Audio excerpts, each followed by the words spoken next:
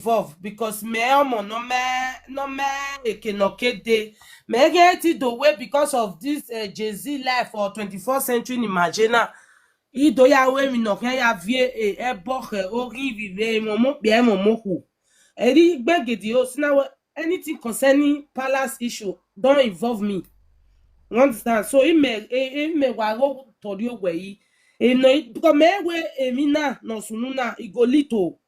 All little na ke ya tiebo because of yere no ya si ore. Iye ve ta se fi vene nebo owe ame oke Tony Kabaka ye me va o ye me mi ede. So the way no ka ya tiebo ye gbo ka tigie. Yeah. Egbo ka tiebo ni gi o iti gi egbe ona ve tigie ma ni ba o re ke nenu ko no ladia. So na agboyari ni dinana okwo no ti wewe Oh, wo. emi na titita damiho. E parity bonini. Atitina de gbe latian. Atitina we awo so ban yen we na na begin. That is number 1. Ono because in ri o in di wa. In ra di wa in ave ri o ni lele gbe we re yan so wa. That is number 1. Ono we number 2. Ono wa mata we adere agele okoro pagele do ra yin ve woku over walk where yena ridojo kwoni julame nere taladian atiti wo ma toni jo owo so hu ma koye boni. You understand? Okay, mama, because madada me ho okunori owo bo o ma gbon ye wo maredu ma ye okunori owo bo o ma gbon ye we ye ro wodo o ma gbon ye wo o ho ma ni ye yo e no ya wo bo no bo na ya akwo wo won bo ya akwo ma wo ke ni no we ogun ya akwo we. Okay, according to the woman, what all you say, I don't have where be a area water. Area water. Wa mo eyaga na mo eyaga. Ori ye mataladia mona kawe. Dame ho madam dame ho. Obi do my yahin no mo he odo sisiro we bana bi my ya. No ma o ne boya ati he. Kaso do ai. Although I na soon according to the woman.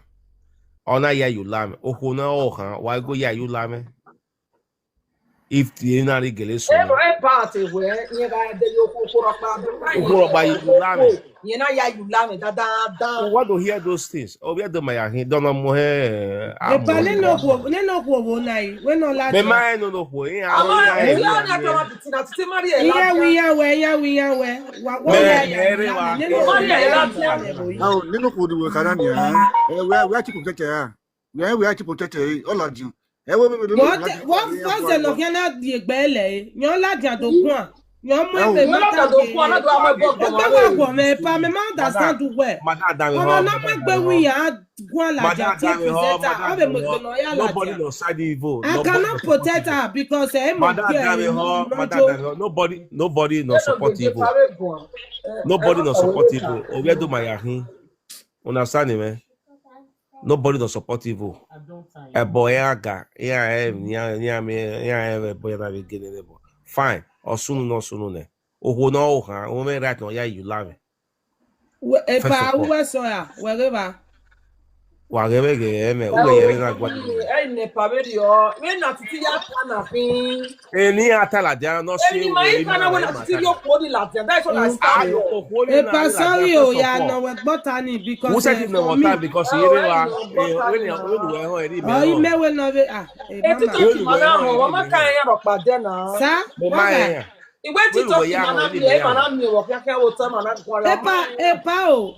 Ni wa bowe wa to wa pe. Epa me myself me ma ke me na ka wa ho. Ore o ma no ya tie bona e me na ho. Because the way no ya address it madam ho im no sunu. E no ya titi atale no ta lo. Me ma side no atale no ta lo. First of all, awa yo ma you lame. Nani awo to ayo ma you lame no mi o mata. Obi it can affect your family. On your water. Water. I mean, I know you affect above. I call it I want bomb. I bomb order for you. The one. The water no. I water no. no Yes, matter. yaka. All you who do tell they work again near wagmo. Fine. Thank Them you matter, so you much, know, sir. God bless you you. holding like the not do camp, don't do camp Mani time do I will holding near at wagmo. you holding like don't say. You understand me? He will have to defend all those things. What here, but gele man, no so obo. Ina gele you hold now you lame. We no me na wanna na ya you lame. Mama Tie Tony yo. body. Mama How Tony we yo. do my yaki? I don't know more boy. Mama Tony yo. The boy baby was Ide go. gbe ya ni ana. Ni ye ewe ro. Ite fare na we Epa gbe epa ni wo. mewe E abama carry go oge. you gbe And Anybody now, believe Mama it. where say I tell people my hold my hair believe you. Where become my yaki. Anybody name you, anything you believe in. Oh yeah, let Anyone me ask why you. on contribution Mama, in why you charity. understand? Mama, you understand? One na waba Why ma you ba me understand? gbeje o ma na gun la dia ona do tama wewe ge mi nu uje no gie be nu gbeje na ima he wete iwa la dia be media iwo ku na ro wo de wa mi mi opi awe for example wa kian ya kian la dia mo bo gbe mi o kian me ge ime ugwe o ku na ta we idolo o ya lo ye ko bia o ma be ni me na ro wo do iga gele wono na emi when e bona gbebe won na obi edo ma ya ki be mejo bi okori omo ki ma ki amwe bogbe ere ya ti ebo emi ni tama we ni ma be we ka ya ve me gbe o ga e ma ta dan eni ka o ya boy u ga te bi ma ko e bi ma ko ni ka o ga be ya do we ziga o we tu wen wu o do bi ye ko wa wo do la wa we e ma nu gbe we no ya gbe ye bo ya gbe won na ama we ne that get side over no can side but tu teme no gba bunu unda we ni ka o ga gu we ve menu we ka we eri e ne ma ya mwe bola wa ya gbi bi yan eri we no kan be taro ge bo kan be ya gbe le mi nu ma ibu eva no 50-50 no wa taro dem asa no ma na ta se e bo be ya du we So ziga God bless you, my sister. I will won na don't ka say hula ke no pa nu do teme no I ma e mo really pakara Epa, mama, nobody be Omo my fans. Jane, In your why do fancy you me. want? Nita ban no if me well eme we here. La wo go. Mama, fu we me Make your we. submission. I beg. Ta, when we know the problem no I kina. know they support anyone. Now wait, I talk be say me. I know they do anything we go come carry cause go give children when no one no two. Yeah, la wo go support anybody. They are not my fans. Me wa go me. No bu egujo wo mo bola dia ero. But mani bi do so mana wo kegbe. That is number 1. Emi na geleme e aya siem ogi. E bo siem ogi no ma. Emi ro pa siem ogi no ma e bo. O mo meti ku siem ogi. But can you make I expect is that way? Atiti wo kodo tami. Iye do ba pa ve we okonoro wodo. So pa okona nia no do teme na latiania. Yeri na ya o fa bere and awe fa no ya bere ni onu awoto ogbese yin yo wa. Then ana ido ya okwo ni wana do yin e fe bo. So e baba tita we agbe ro agele sunu. Me ma oni be bo ni. E ti support atiti o atiti bi okwo ni lati o command okwo ni lati e na efu. eno gela ore gui ima du wa he e mata na no sunu be no pe ko ose wa on ko ise no su e musician ni bo so da ko ose amadi anya gbon ari e ba gbon re ko ima e ga gbon bo no se ikori o me o ni ga wa e mi no pe ko ose ogi dege ba bo chi yara yana we mi o pakara yana mwajela la latia anati yo eko ose ma ewe iya mwe bogbo ma no ha ewe no jao ya dege eke ya ebo kan ya solule ya giti ebo o ma ekpekere emi amena deke ko ose kewe ni era ru ni etemi no sunu ko ose de yo to wu ne pagi magunu emi ni mama ni mage igun ayo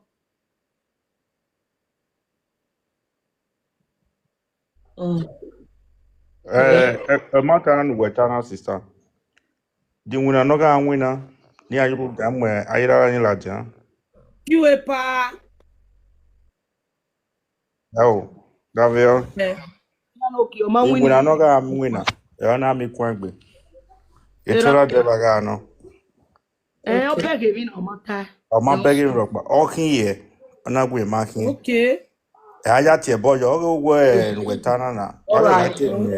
Na wo ma se wo ma. Epa ni no igi E me tura ki de ba daddy o kin ye. sweetie. O Where kin say daddy? ye. No nya moto. Ona we ma kin.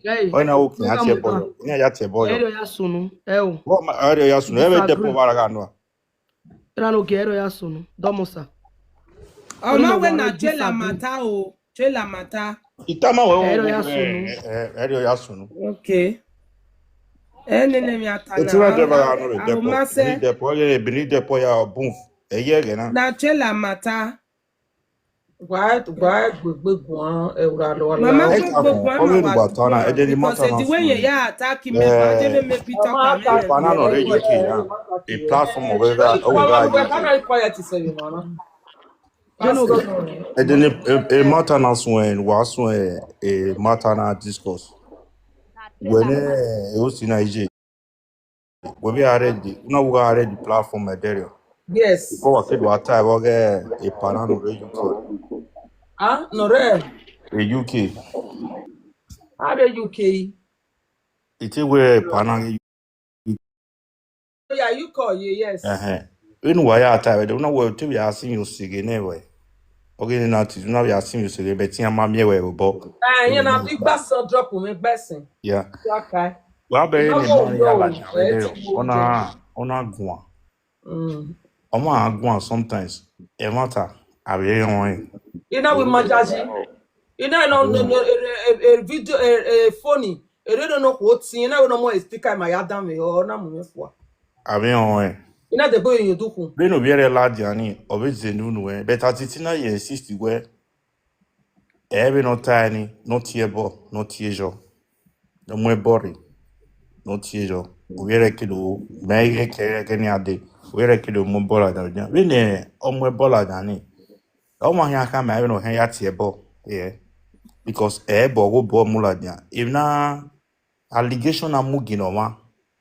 Ata ogmoso we o ma bebe la jan we o be unye yi na na do ka we yi be gaveti e gine inside na because wa moji gine minia anatara na we do ma be no ro no be do do e mi vio amana me evidence na me gino boni ya George because if not tarry you need my live media there apart from all these ones no do live media na atitina do see la dia where oloyeke awokenre nene Tony get on na be janyo handi ya mu atiti kido awe yin akwe we yi egwi eni ka gbuna na ba gwogo gwa we ka gbuna na ba gwogo gwa wa gi tema ma we wo so mana gwale identification get me uki ata no pala dan no ata because here you have a media now sometimes those who bring a man down and even I bring you down now if I know you see no na get gine do no matter what. When Odudu Nuja, it's more way me be 101. As far as walk, I'm about no, it's support to win if I'm about with no market. Even no concern in me, on our way, see, I will reap more girima, or we will get down. Or we yagine or one of one. But Iwani is a kilo with sagging because it might support me down. Sometimes I video yani have una but so we are magna bono or be different get dog power to boy again so you understand o man ke ku so when our hate someone now why you so we hatred okay na ya iba no man ke ijo egbe because everybody in life for no live Happy when no soon we meet now. because in life you will live as a human being to That's bro, huh? right you do your opposite Bro, down here, huh? Even a holy communion. Oh, we are you good. Why we coming? So that's I tell Ladian. I think Ladian. I mean, I don't think Ladia, man when Ladia.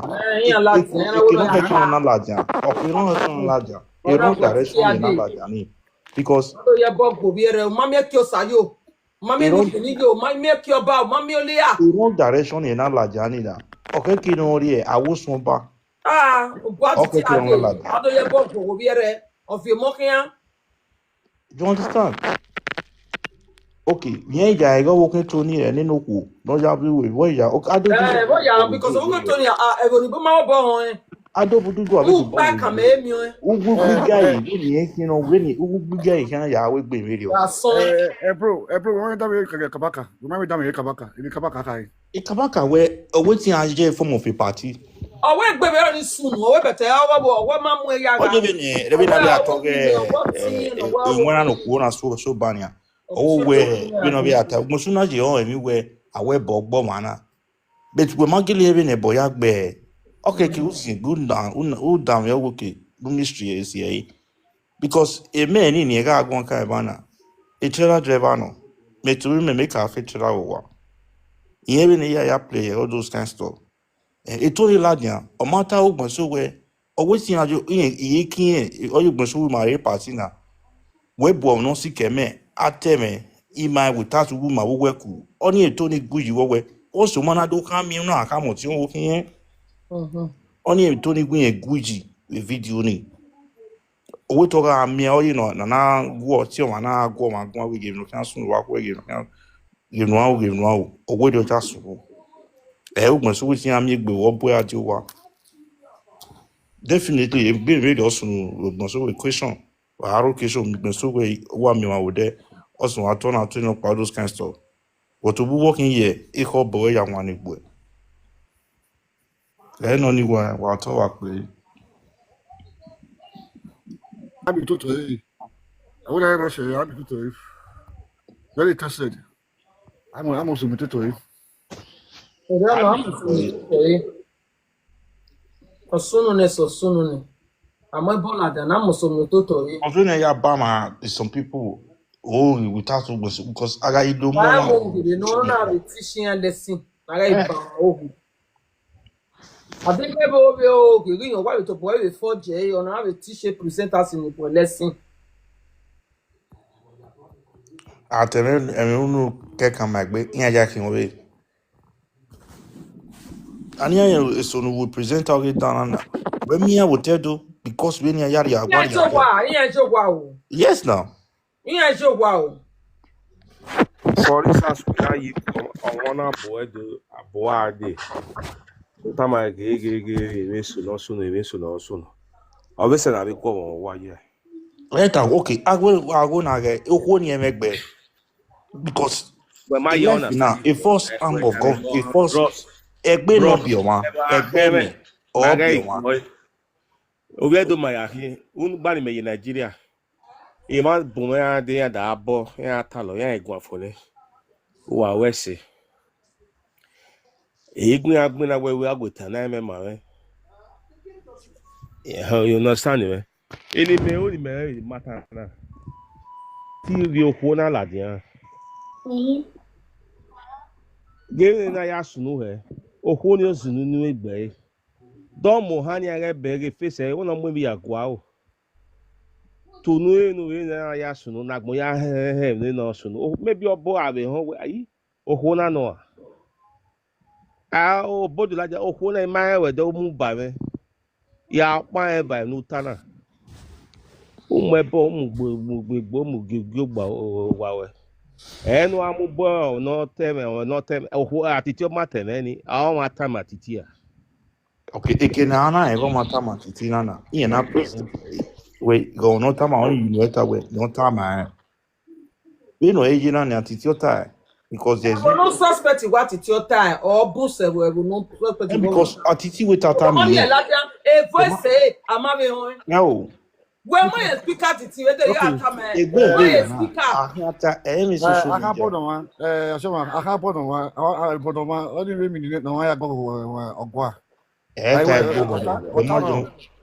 Otapu. Atiti wo ya go ogwa and takawaka we ote okuyenu. So Saga bono wa be sana be go on 1 year. Atiti ota wo ya go wa. Ètò ní makariti ẹ̀ gbọ́rọ̀. Ọ̀pọ̀rọ̀ pàmẹ́rẹ́tì náà yá rí ọrẹ ní ọ̀pọ̀ àápọ̀wọ̀ ọ̀pọ̀ ní ìyá kariti ẹ̀ gbọ́rọ̀ wa. Owó tí àwọn ẹ̀rọ arẹ́ misunderstanding ìwà ìbáyẹn náà bẹ̀ sẹ́tẹ̀ ẹ̀ makariti ẹ̀ yá gbọ́rọ̀ wa. That is what he The said. bros, for instance, now, wave, that bros, that when we no one say, wawo or anybody like by you, or man at your hand, Tino Colare, Coco, near me, get ya now. Who we act more money, not tell any my way, oh, you ask one, a good man, walk with the 10 and my macarati. When Damiel, No time, no way, one sound is simple. yes, if not say you cannot answer it. Uh, Or wait to a Tony, we may not, yeah, we family up by him. every family, Eh, seven, family, like my one, abo wa hold on. to family. Hold on. Because There's someone one day. Anagama so what Brother, there's one day. He can't tell me now. One day, this former commandant, Port Road, army officer, no, Lieutenant Colonel, no, me, himself with one other man. Man, my tour, I got my travel abroad. My tour, very opposite to God there, those are moto. Yeah. They want wa me glass no mu ya na only matter go. Ma ya to ma o, mana wa tota. Mana re agwo wa ni. E je won wa bere malawo wa, je won wa because e motor soja no. Me to re me tota wo mo wa tota at the end o me wa ru we. Ave soja ni wan yin na tota ye de ba me ma ya tota wa mana to si mana. E je won wa lawo wa. Jama la wo wa ko yo ko me mana wo kin mi ya yese mana wo ma yese do ma ba ave konen iya he edo ijama kan iwere gbe ona yo wo ro nuro ona were gbe ona fi gbe were gbe ona bo ma de owo hun da na ya re ijama na sun abo o ibo ta ogun ave konen wa iye weti baba de talk so now I hear how what he talk na true. Ido so baba na gugmuna we work with them na mame odo di grace mekine ave big officer here. I wouldn't do that. Baba we say me anota ma ya won ati tomorrow you can't wear anything. Baba ta ma wa mere o no ro wo de siko e wa to wa pe. Every time in ya sunu I remember what old man no ma me that time mame. I won't have temptation in life but I'm a try. And it has always become he defended me. Ya tell me now we give him sumi sunu down. And what with the bat akata mamene. So it's for me to be very sensible. What I'm trying to say is this matter where atiti the ohona ladian the ohona to defend the bay. Ebona tiena ebona it ohona ladian ohona na kawe. Boda you deny we a mount by my why have any auto. I was somebody I work on or rewani. Why have From Barreva. yeah, we palace. Eri me real do. Now Paladia do Tiabuma who are aware of Tiabone. When in terms of neighborhood, every human being have individual differences. Me massa anybody neutral Psychology. attitude. I would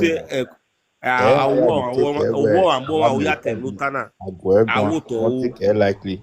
What ti ya temi no ta na wo to atiti le o. I would all me. Ya wo Mami, what man? We bog or the not my web bog. Gbogbo obo kawu.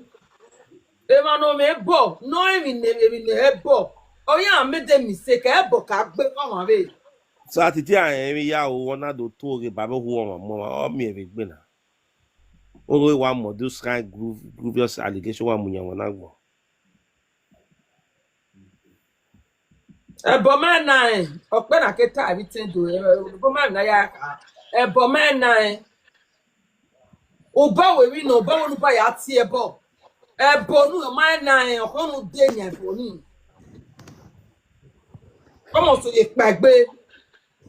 Abi wa ya file yeze, wa ya file yeze nu we. Ya akwe kwa. Ya even akwe bo kwa he gbe. Ya akwe kwa gbe. That it ya o. Where you honi la jando honi doctor. Ma mu da yo honi yeke. Ebi do pa wo ko ni atiti bi okwo ni lati an. Kata si e. Ofono hana gagwanji. Because okay, we are here now. You need to go out at the go outside that. A family of here. Kimena blame atiti we Etoni Tabaka o tie o viye me give ni ho o give no sunu Etoni wo no no That's the way we call it no beto ni abedi ne. o boy ya atikwekwa igbe my brother boy ya atikwekwa uka o kati toni o tami toni o gege meso ni e ho e na la ti anu kuni dezenu nu ona sani Etoni o idea la di o itami toni ne Etoni yo damabe ahon we o mego na re na titi no do ya gun la di social media ababe gbe o ko ni Nigeria me go no ya na ri ne do ya gun Ni ri ari guni ya. Okay, igona you got to do togi atiti uwa woto. Ebo agbo Oko Nigeria me go no ni predator e obu. Right what to Hey, tell. If I not talk am again. Melo wa ya bi manire Nigeria. If I not talk am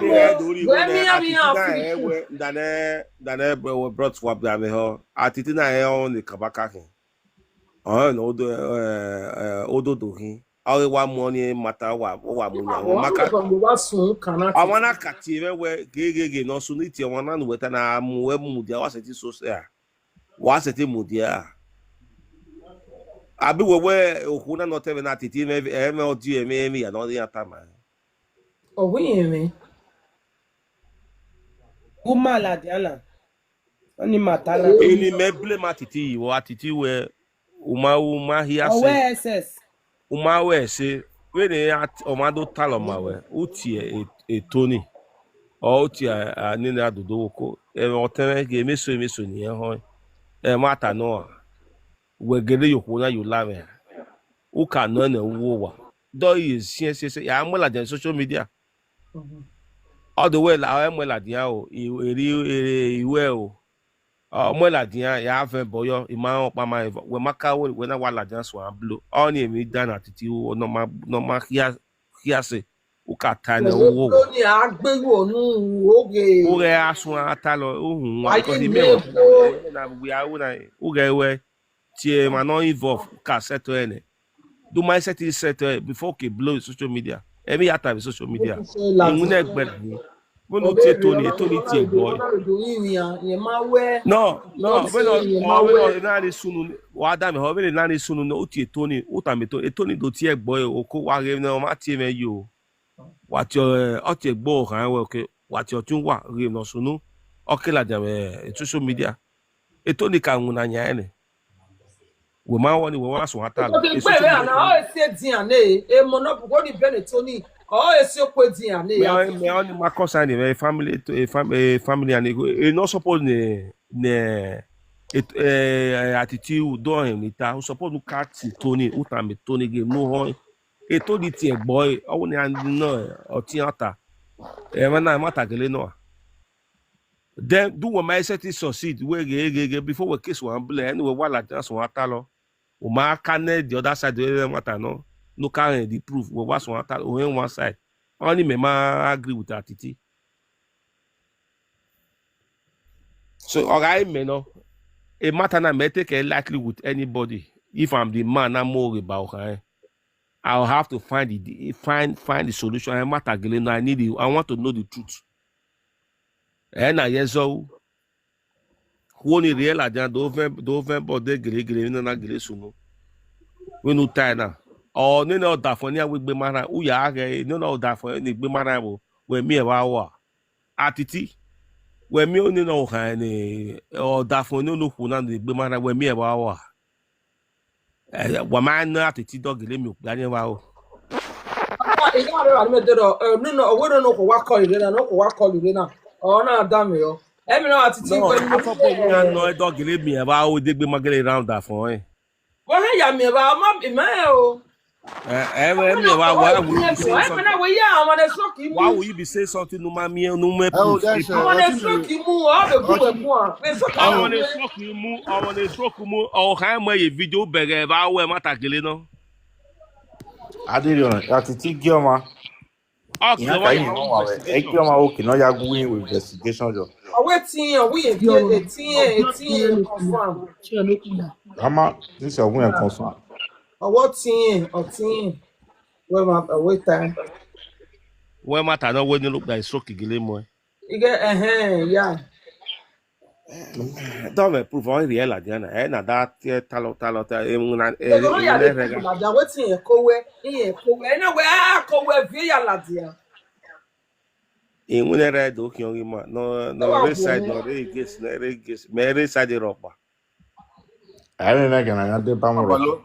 Epa when you measure oma abamo ogu giasin without proof, without evidence, I go swear for am. Swear for a generation born and unborn. Fine. Mama will not get here, but the man I do like the night do me we matter here, but you know you tell we matter, you know what will you do? And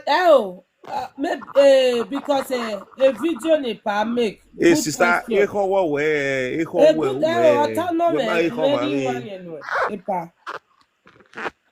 Epa as far we ma pa eva, ikaladian. Do ta we ma pa eva. O re ni abare when the person not do prove or not debunk with evidence and true.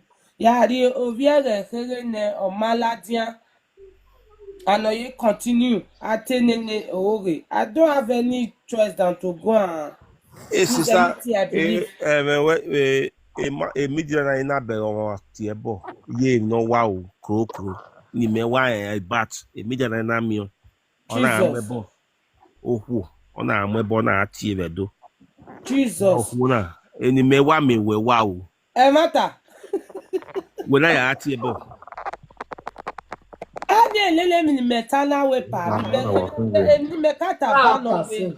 Yeah, it's a boy. Yeah, no do ya we mi later ya mo bogbe o bi a money man pa ever only a generation course that cannot be unbroke.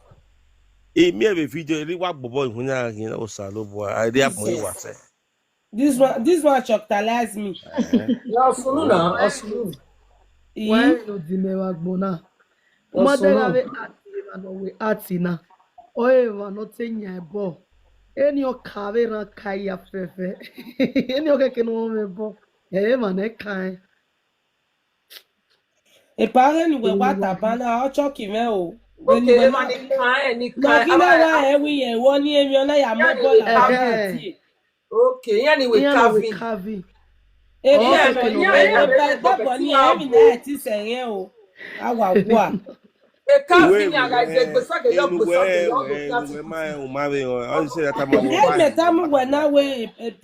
me are not there any side. Now wetin me see na make me dey talk. Merci no dodo, me be see that. Me ma see everybody. You have to be a prove at the end of the day me wo wa. Eparoya. Me we dia we normal. A video ni me mie no dodo abi odudu. Because that video might insult anybody.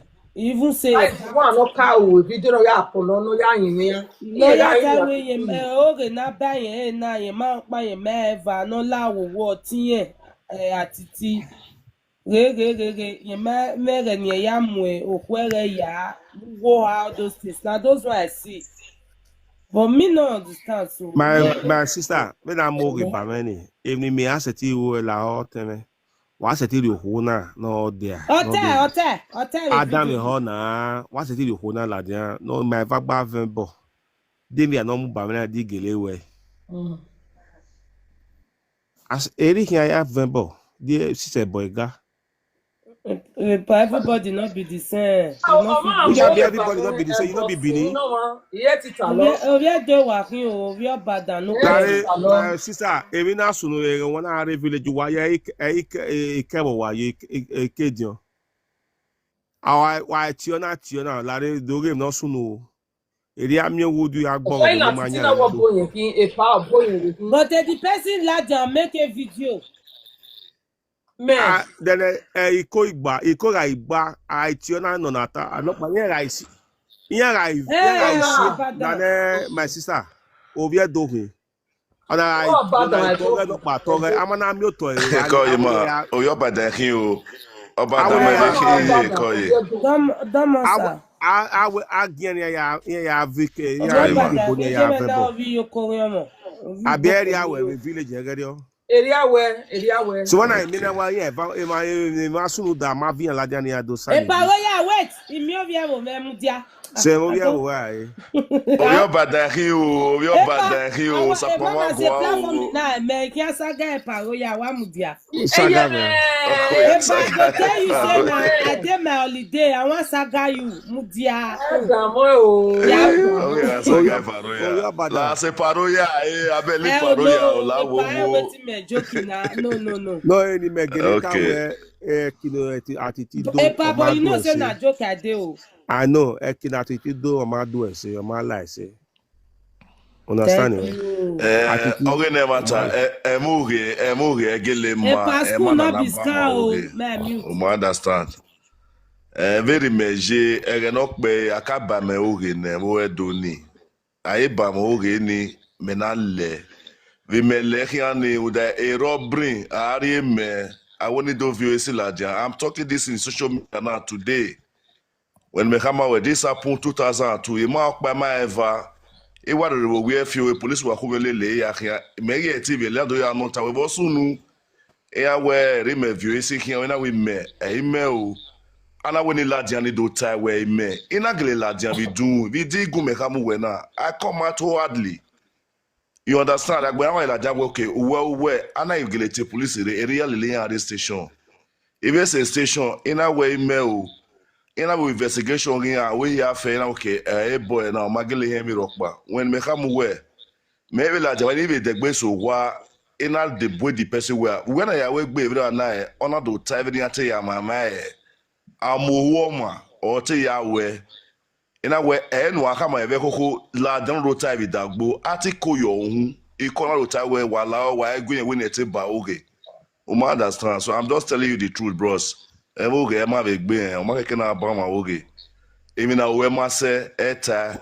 that's And why man, need to social ododo media again. Nah, I anamugayo don't we tire. ododo Don't ye scatter everywhere to go. for ododo What do all more? the igbayo because oge namu ba ododo now is too heavy all the igbayo to insist wo ni no re la dia no do fe bo me ka me bo la dia o na la dia enu tu mu ba me gu atiti kan o ni mi o ni gelewe not na dia ya me life Atiti Marielle no ko ladian. that's what ododo suppose no insist yeah No, but but that here a pao. That thing a pao dodo iya mwe chief never gwai. E ona bueri ma ona so. Beno via boy ni ya so ari e gwa we geni ye gije o. E baba to ya gbebe gie na winya atiti. Okwere na. Eva na egbe no ko ni agasi adadega si ohun.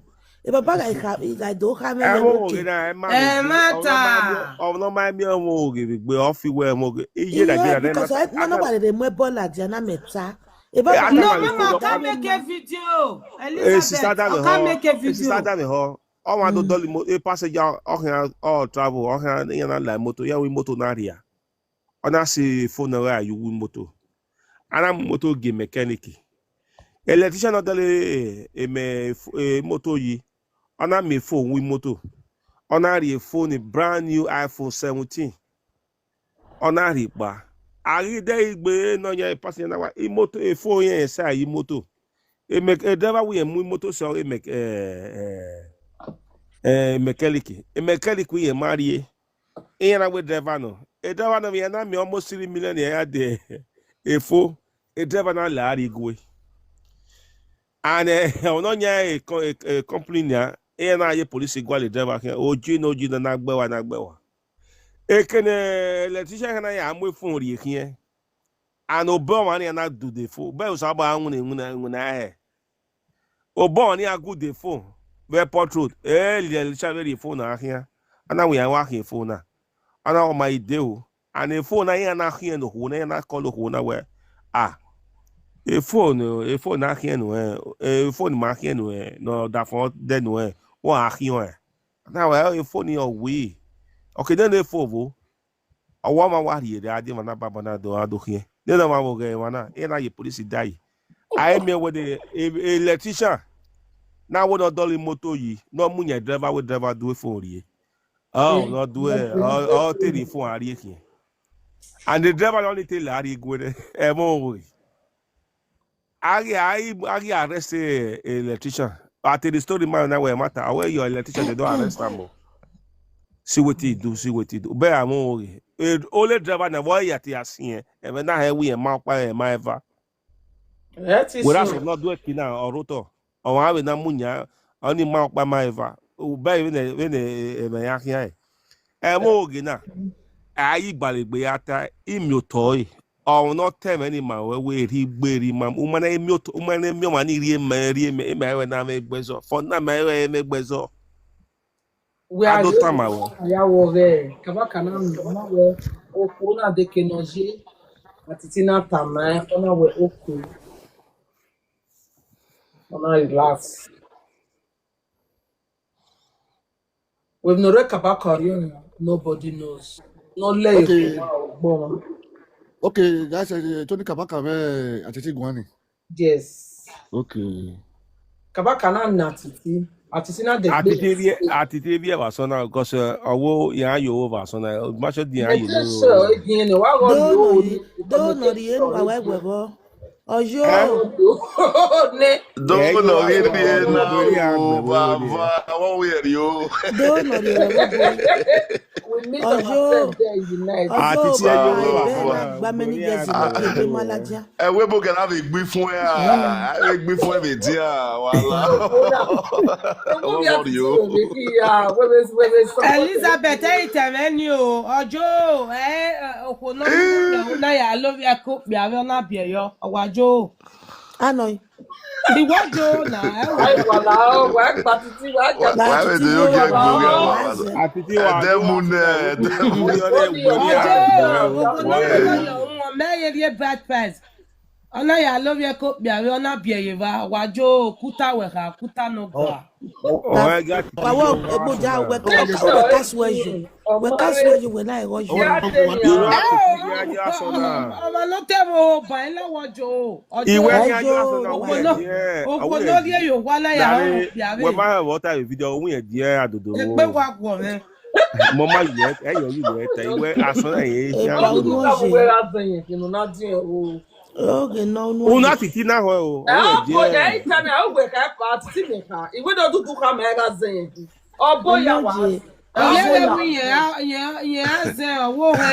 They talk a traffic light in Roma, so now no, they are even there.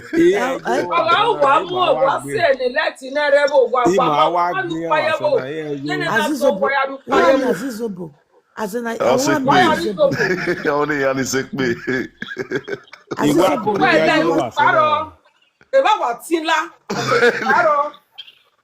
Oga titi na Ejo rejo. aso na o yugbe ni agbe yore yo. Eyore o. Benemi garo mi do. Oh, was a Mama, Mama, How they near Yana? Otuano ya gbo de because was a yen o ibe na gba many years o ma me bekere ni ade. Iya ya Azero mama ti ade bereju. Ofwa.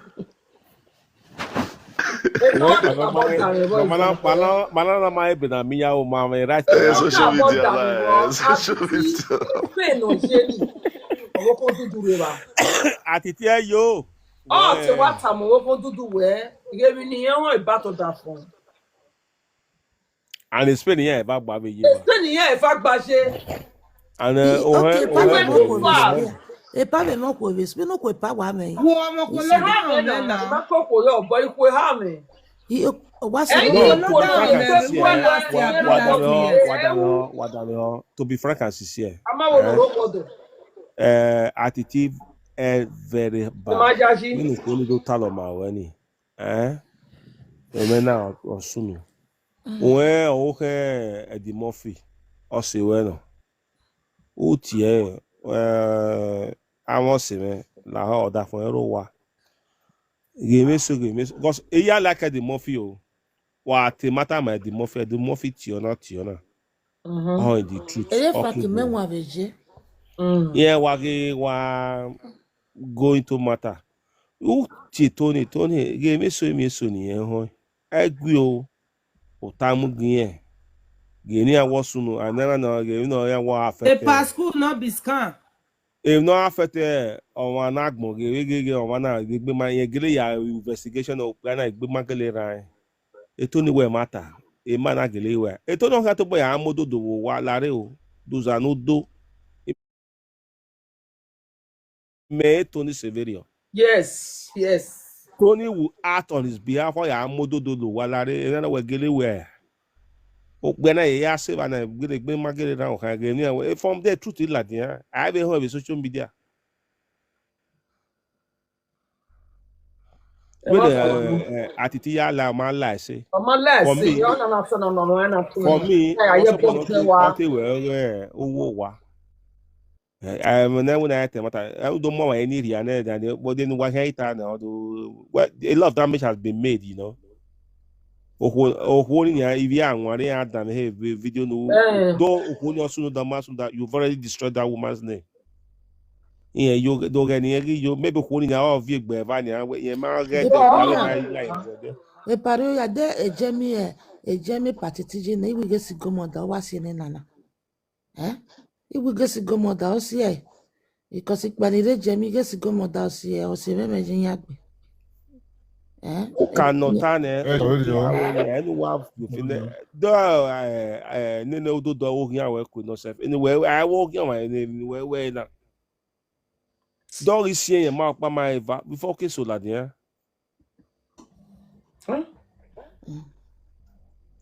Ni makin gana we oga emat ogi no. Iya ti e bonu na meri me ni makin ri tayo. Eiro. Oga be emat no ni ka obonye. E makin ri gaje me ni makin ajuji. E me be for me e mi ro pa ire mo. Ọtí ẹ bọ́nà. Orí ti ẹ̀ ṣe o, ọmọ tí ẹ̀ ṣe o. Ni ya serio me, je ni ya serio dog ya serio. Ije me We are said but na senia ije me gba gbe mi la ye we mi la. We sa Ẹ bẹ sọ̀rọ̀ ọ̀hẹ́ ọ̀pọ̀ mi la wo ní ìwà yìí. Ọmọ ẹ̀rẹ́ mi là dé o. Wọ́n mo gbe boni. Ọmọ ẹ̀rẹ́ ọwọ́ ẹ̀bọ náà tà. Abo mo no ya gwa. Obe fo wa na. Abo na agbe ma yo da o.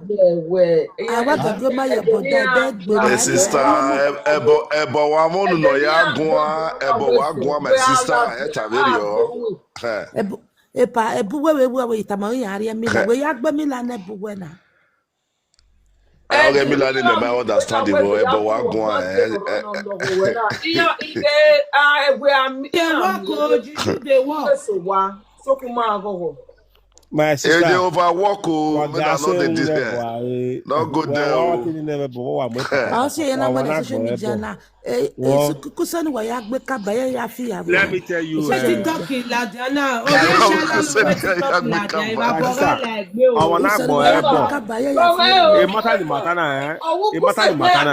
Wa da me ho uwe ta ma wo dodo be wa titi ma so me gbe na bo do te ni ya me bo Isa lo bua. Ododo maka mu ga san A traffic light adi ayi wa so na traffic light wa oh hi not pa oni wo ma bere video no hi wa you want it oh ma so oi wa mama so na ga so le too picky yo Amazon no dey too picky. O kwaje la. Owo too picky mi o. Uga wa we ni ki. Mama get wa get Wa ma we. Di bi e bo. O kan spray ni you no know how to public. O kan already spray ni I do check for attitude. Oh, can I spray me oh mama say ona ye too picky so. ma se wa ko bi ka ya ku Eto ni bi ka ya ku.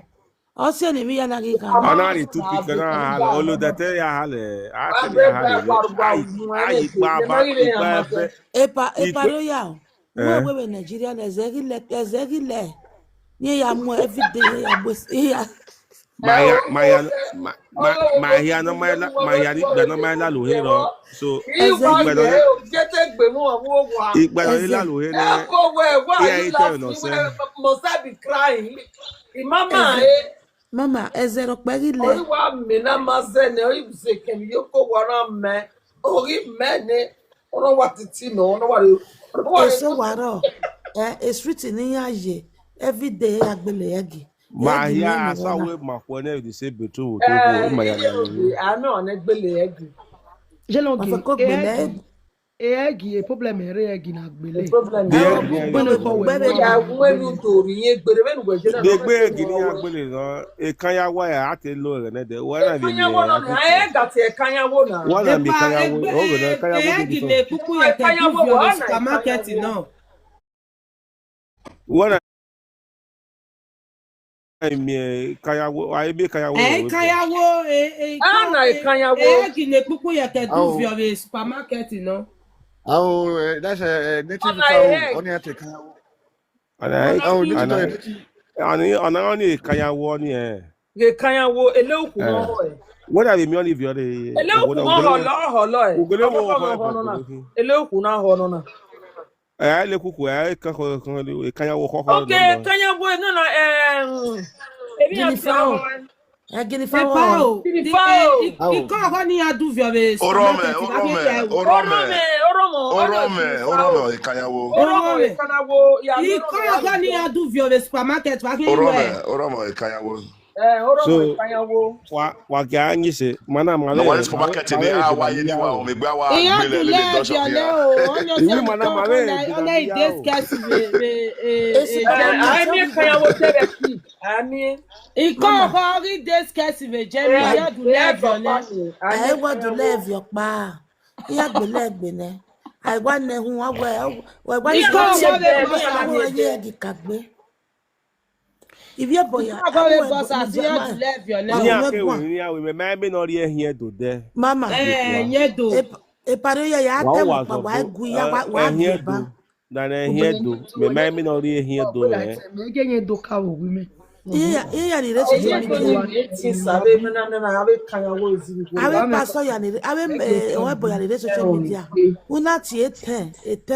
iwi Ogun ma be no me no ri ehie do la ya ya se Emi de ko. awe kwa o no wa ma wa we social media wa ya se Iya mo ya re mi yeze. Wa ti ebo won draw the social media. Ogo ya gbe eni Pa won mo so. yo pa me ma de no mu mama na. Imami no hin. Ona yedo kan zaze. Enye do. Okay, here do e. Ehie do na kina, ehie do ye mu la dia na.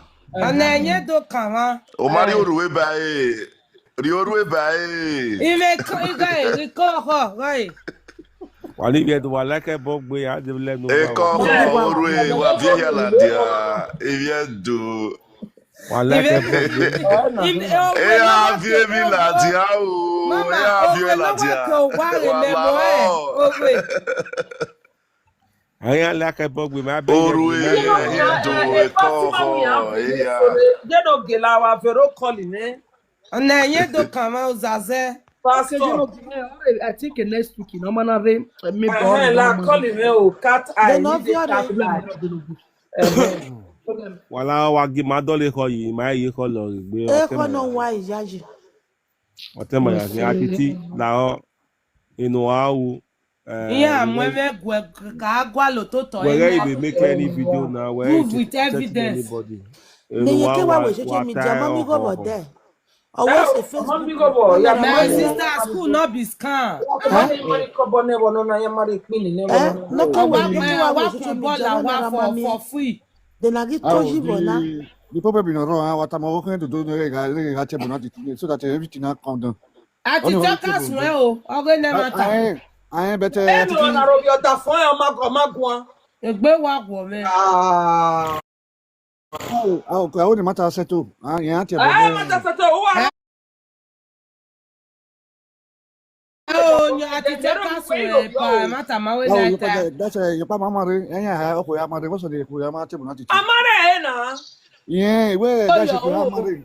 We mother. What's the nickel matter? opolo lo da fun ni Why did you carry Because a social media person. are wo the great me pa mi ko no si so ne o ta fun mi Thank you. General ya ka mi me we yan do. Yo wa ya ukun ni e mu fun me yo we bore. Gia ka ga I know that they soon do a word to me. Okay, no, I'll be a terror warrior. You know, Nipa, yeah. what I do, woman. Mom, go for Okay, well, I Eroya, don't know why you're go for. do better, eh? Seven boy, Eroya, no, I okay, tell you, wa, no. Bumana. Why I tell you, Bumana. Ebo, Last all hot and what do you? Eko no kwani. Wa bere Eh? ma. Eko no kwani de kana keso Mi vota. mata no waro I come here, Polo, walk back time. Au we ka, au ke pa me kana. I come here, Polo. Au we me ka. When you get the last song, you give me the last song, I come here, Polo. Au ke pa me ka, e pa